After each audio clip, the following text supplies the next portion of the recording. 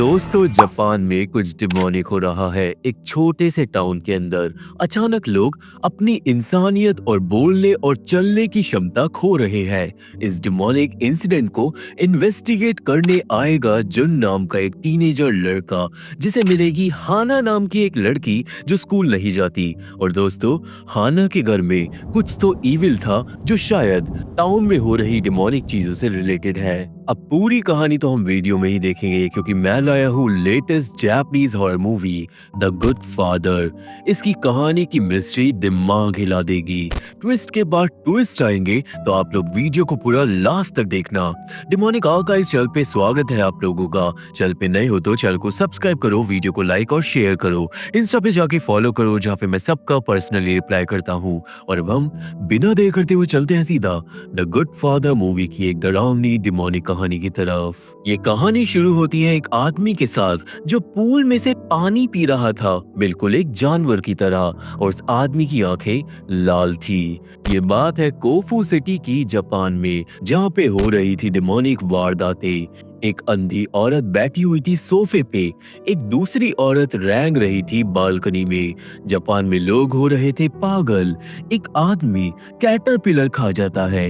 एक माँ अचानक जानवरों की तरह बन गई थी। उसका बेटा डरा हुआ था, जिसे पुलिस वाले आकर रेस्क्यू करते हैं। कोई नहीं जानता कि कौन सी बीमारी फैल रही है और फेल कैसे रही है, पर अंदर ही अंदर इस इंसिडेंट को इन्वेस्टिगेट कर रहा था जुन नाम का एक लड़का। जुन ऐसा इसलिए कर रहा था क्योंकि उस बेचारे की मम्मी भी बन गई थी इस बीमारी का शिकार। जुन और उसकी माँ के साथ रहती थी उसकी दादी, जो जुन का अब ख्याल रखती है। और जुन अपनी दादी को अपनी इन्वेस्टिगेशन के बारे में सब कुछ बताता था, पर दादी ज्यादा इंटरेस्टेड नहीं थी। अब दोस्तों, जुन मोस्टली नजर रखे हुए था एक साइकोलॉजी वाले क्लिनिक पे, क्योंकि जितने भी लोग बीमार हो रहे थे वो सारे लोग इसी क्लिनिक के अंदर जाते थे थेरेपी लेने के लिए। पर आज जुन को दिखाई देती है लूना नाम की एक लड़की क्लिनिक के बगल वाले घर में। लूना पूरी मूवी में एक मास्क लगा कर रखेगी। देन लूना का पापा आ जाता है शीरो, जो लूना को लेकर चले जाता है।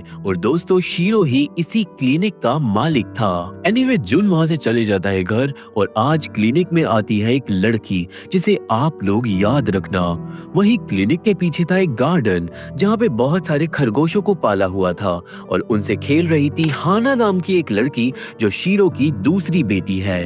हाना को खरगोशों के साथ खेलना बहुत पसंद था, पर आज हाना देख लेती है उस नई पेशेंट को क्लिनिक के अंदर, जिससे जब शीरो बात कर रहा था ना, तो वो उस लड़की को बताने लगता है अपनी फैमिली की हिस्ट्री। बातों से हमें पता चलता है कि 5 साल पहले शीरो अपनी पूरी फैमिली के साथ अम्यूजमेंट पार्क गया था, पर वहां से घर आते हुए उनकी फैमिली का ट्रक से एक्सीडेंट हो गया था। एक्सीडेंट के बाद शीरो की बीवी मायू को कोमा में चले गई थी, और वो आज तक कोमा में ही है। उसकी छोटी बेटी लूना का चेहरा जल गया था, और इसलिए वो मास्क पहनकर घूमती है और घर से नहीं निकलती। शीरो का एक पैर खराब हो गया था, और इसलिए वो लगड़ा के चलता है, पर लकीली हाना को चोटें नहीं लगी थी। हाना को एक्सीडेंट के बाद ट्रॉमा हो गया था, और इसलिए वो अब स्कूल नहीं जाती। पेशेंट को ये सब बताने के बाद शीरो पेशेंट को बोलने लगता है कि वो उसकी आत्मा को ठीक कर देगा, और ये सुन लेती है हाना।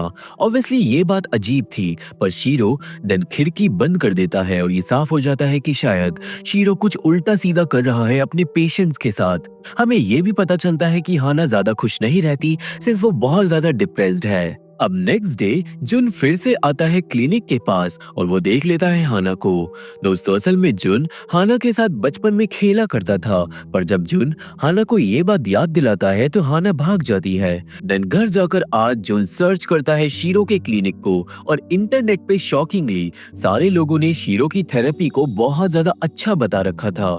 इंटरनेट पे साइकोलॉजिकल थेरेपी रूम के बारे में भी कुछ लिखा हुआ था, जिसमें शीरो अपने पेशेंट्स को हिप्नोटाइज करता है और उनकी मेंटल प्रॉब्लम्स को ठीक कर देता है। पर जुन का शक था कि उस डॉक्टर की दाल में कुछ तो डिमोनिक है। वहीं हाना और लूना आज पढ़ाई कर रहे थे जब उनकी लाइफ में चमत्कार हो जाता है। हॉस्पिटल से घर आता है शीरो, और वो अपने साथ लाया था मायूको को, जिसे फाइनली 5 साल बाद होश आ गया था। अपनी माँ को देखकर दोनों लड़कियां चौंक जाती है।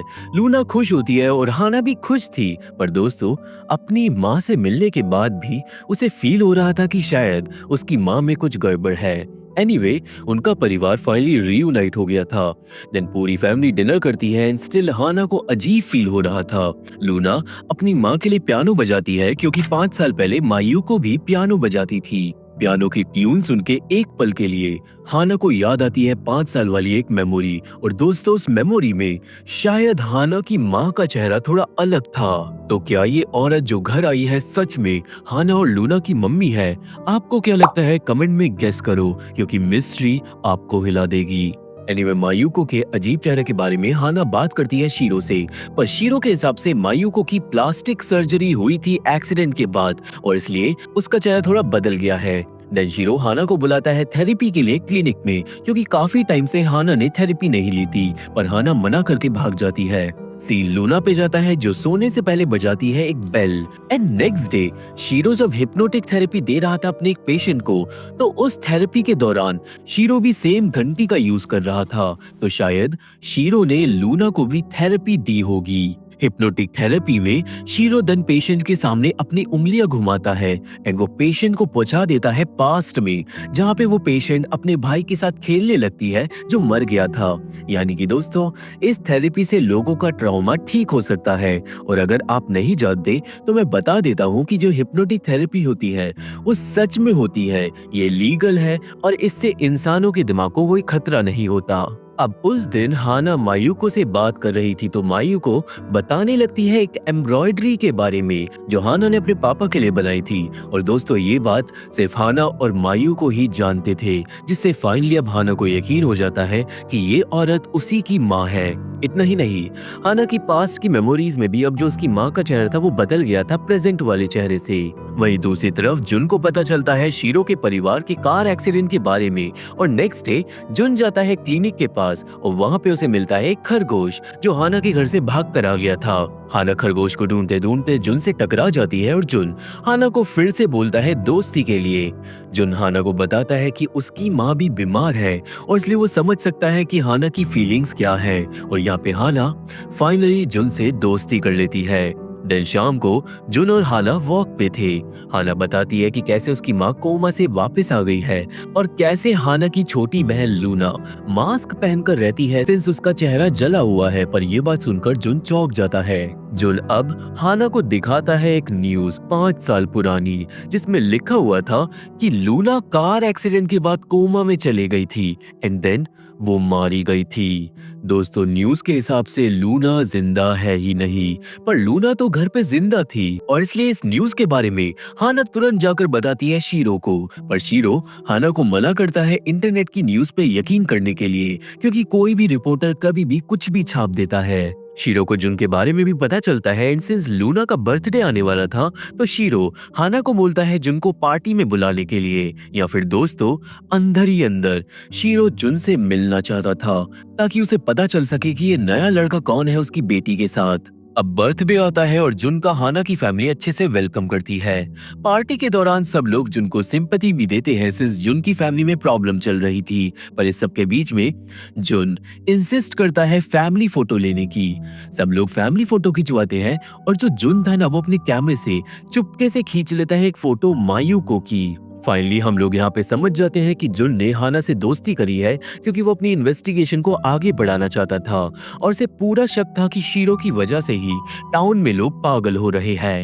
एनीवे फोटो से जुन नोटिस करता है कि मायूको वैसी नहीं दिख रही जैसे वो 5 साल पहले दिखती थी और फोटो सेशन के बाद शीरो और मायूको अनाउंसमेंट करते हैं कि मायूको प्रेग्नेंट है, मतलब एक थर्ड बेबी आने वाला है। अब सारे कॉन्ग्रेचुलेशंस के बाद जुन हाना के साथ बैठता है और बताता है कि कुछ तो अजीब है हाना के घर में।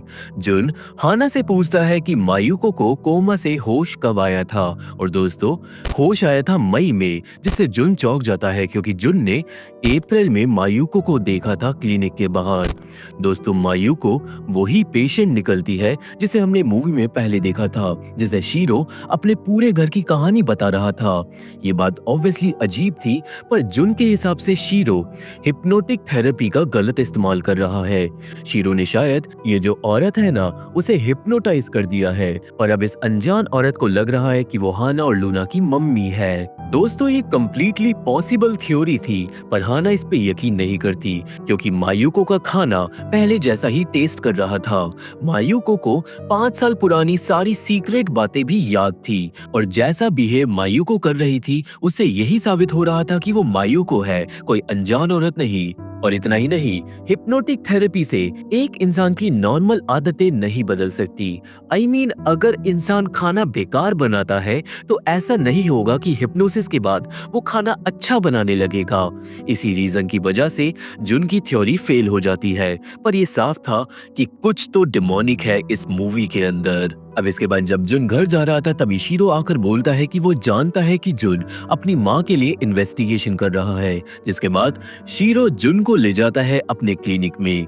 शीरो जुन को उसकी माँ की फाइल दिखाता है और बताता है कि जुन की माँ को बहुत सारी मेंटल प्रॉब्लम्स थी और इस पे कोई भी थेरेपी का इलाज काम नहीं कर रहा था। देन शीरो जुन को पकड़ा देता है एक खरगोश जिन्हें शीरो अपनी थेरेपी में यूज करता था।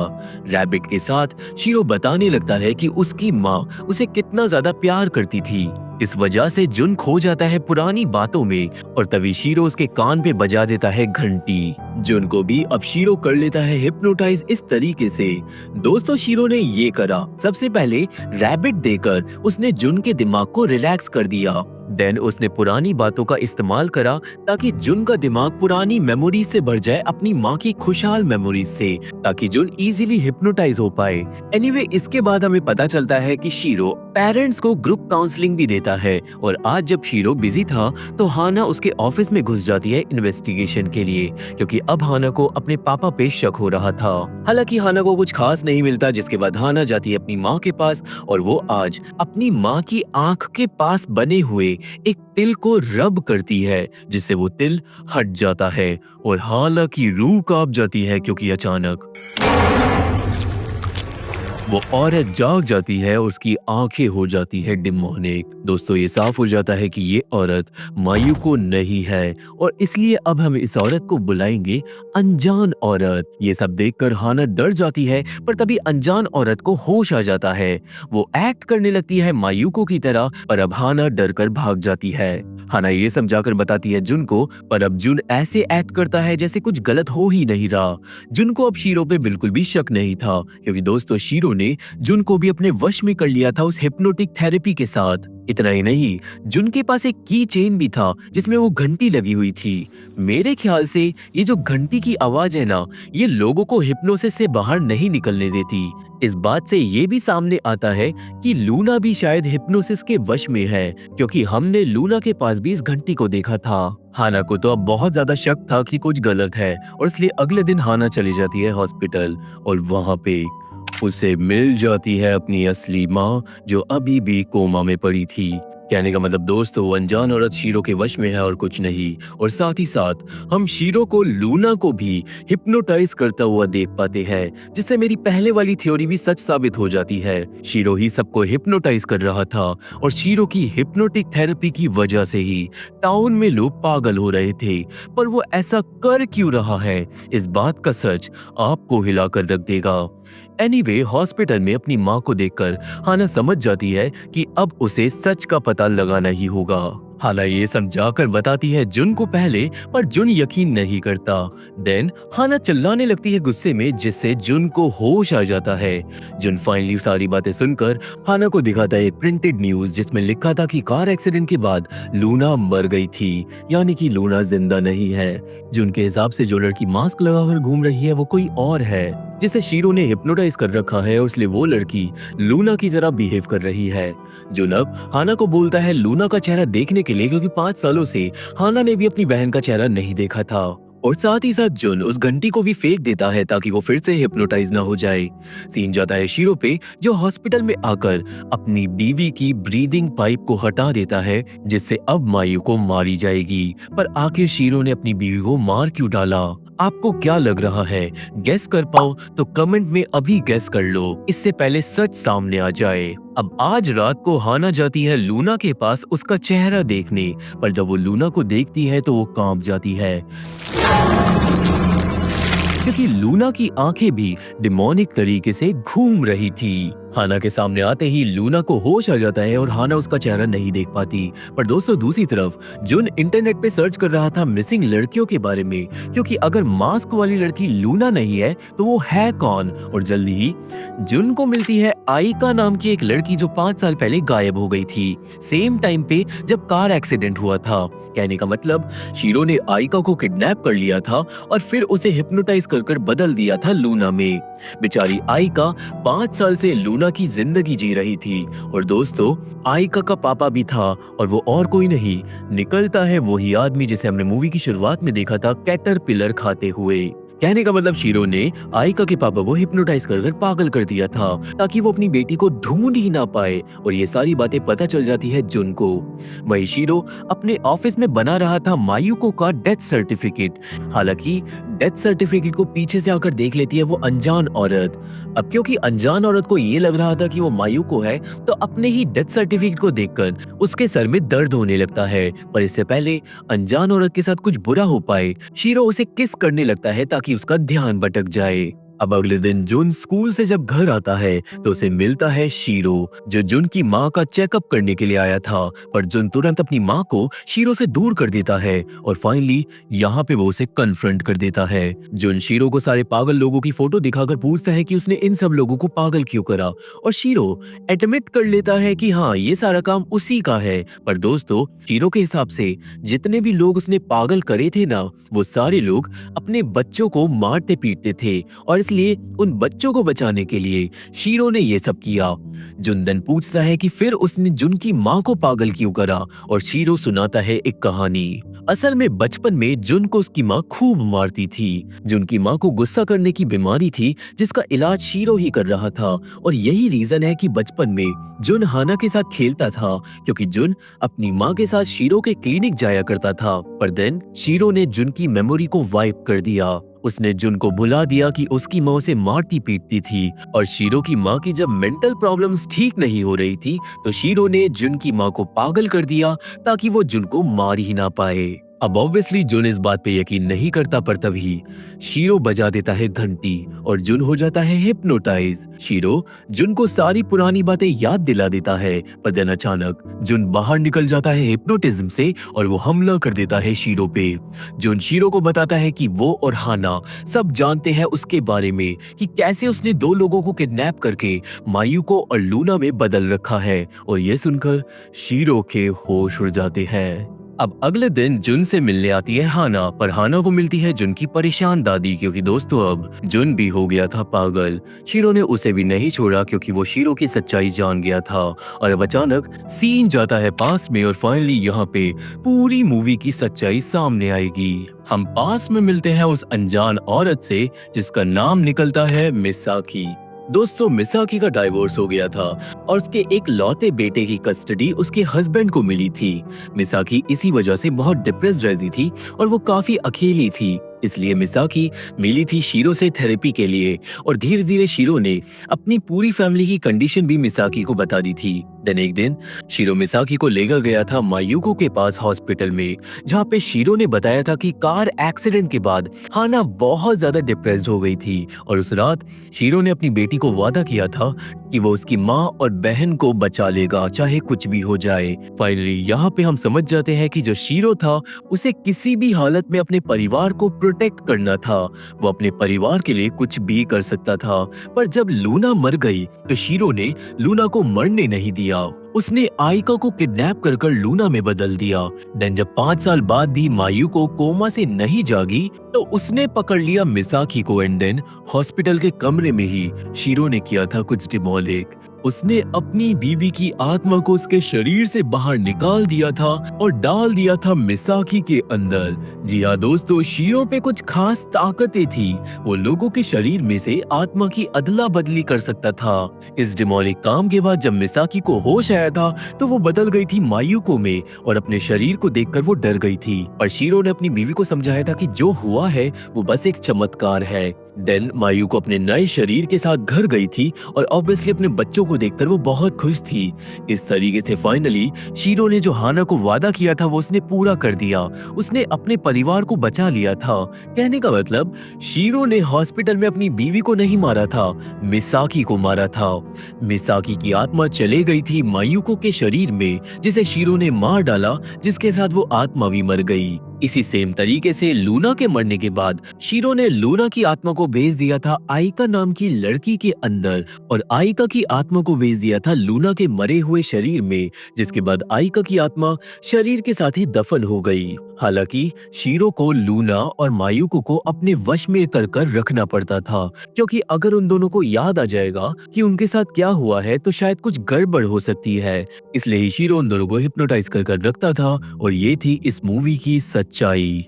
अब वापस मेन स्टोरी में हाना जुन की डिमोनिक हालत को देखकर डर गई थी। वो घर भाग जाती है पर जाते जाते वो जुन के कैमरे को चेक करती है और नोटिस करती है कि जितने भी पागल लोग हैं वो सारे जानवरों की तरह बिहेव कर रहे थे। हाना भागकर घर जाती है और शीरो से पूछती है कि वो लोगों को पागल क्यों कर रहा है। लूना और मायू को भी तभी वहाँ पे किचन में आ जाते हैं और हाना उन दोनों को भी बता देती है कि वो लूना और मायू को नहीं है, पर शीरो अपनी बेटी को शांत करके बताता है कि उसका अंदाजा गलत है।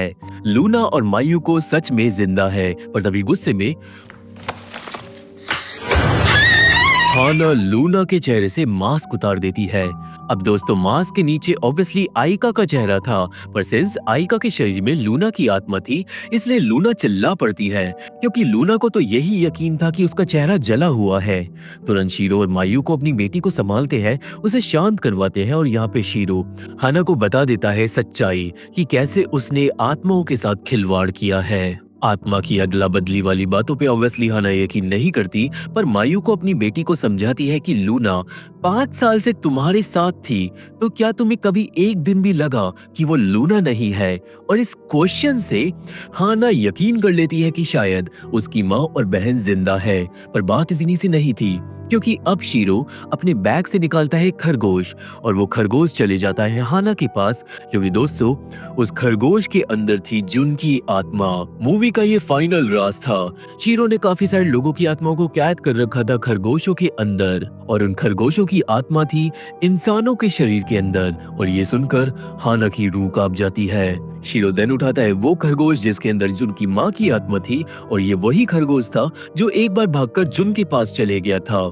शीरो सच्चाई भी पूरी बता देता है कि कैसे ये लोग अपने बच्चों को मारते पीटते थे और इसलिए ये इन लोगों की पनिशमेंट है। पर दोस्तों हाना समझ जाती है कि अगर ये बात सच है तो वो जो छोटी लड़की आइका थी वो अब मर चुकी है। शीरो बोलता है कि जो उसने किया वो सब उसने अपने परिवार के लिए किया और उसने जुन को भी खरगोश में इसलिए ही बदला क्योंकि उसे सच्चाई पता चल गई थी। पर हाना को अपने पापा की जगह बस अब एक शैतान दिखाई दे रहा था।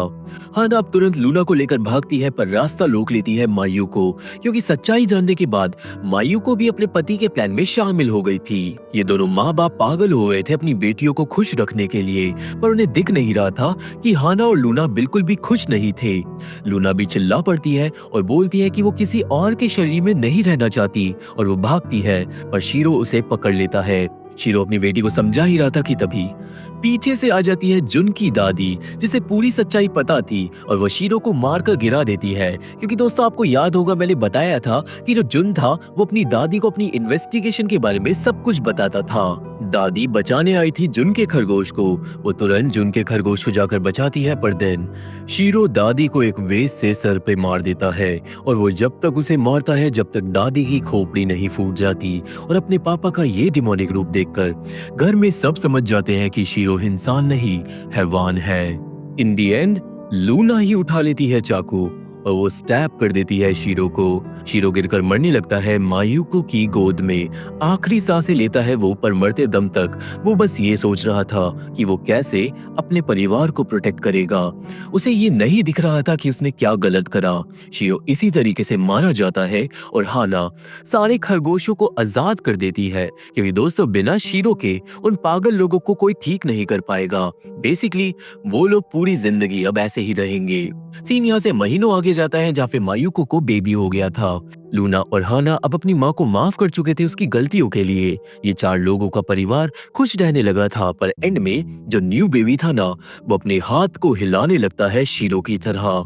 यानी कि शीरो की जो शक्तियाँ थी वो इस बच्चे के अंदर भी है, और ये मूवी यहीं पे खत्म हो जाती है। तो ये थी explanation the good father movie की। फादर तो वो अच्छा था, पर उसके काम अच्छे नहीं थे।